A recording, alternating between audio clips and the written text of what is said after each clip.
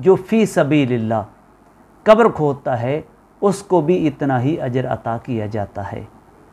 अऊज़ु बिल्लाहि मिनश शैतानिर रजीम, बिस्मिल्लाहिर रहमानिर रहीम, अल्लाहुम्मा सल्लि अला मुहम्मदिन व अला आलि मुहम्मदिन व बारिक वसल्लम। जब कोई बंदा फौत हो जाता है तो मुसलमान अपने भाई के लिए कब्र खोदने के लिए जाते हैं, उसकी तजहीज़ व तकफ़ीन में शामिल होते हैं, उसकी नमाज जनाज़ा पढ़ते हैं। तो शहरों में बाज़ मकामात पर ये रवाज है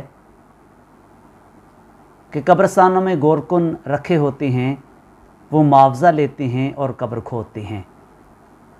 लेकिन अक्सर मकामात पर यह भी है कि लोग सवाब समझकर जाते हैं और कब्र खोदते हैं।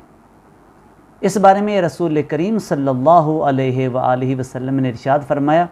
हज़रत अबू राफ़ी रज़ी अल्लाह ताला अन्हु से रवायत है कि रसूलुल्लाह सल्लल्लाहु अलैहि वसल्लम ने इरशाद फरमाया कि जिसने मैयत के लिए कब्र खोदी और फिर उसे उसमें दफन कर दिया तो अल्लाह ताला उसे उस शख्स के बराबर सवाब अता करेगा कि जिसने क़यामत तक के लिए किसी को रहाइश मुहैया कर दी हो।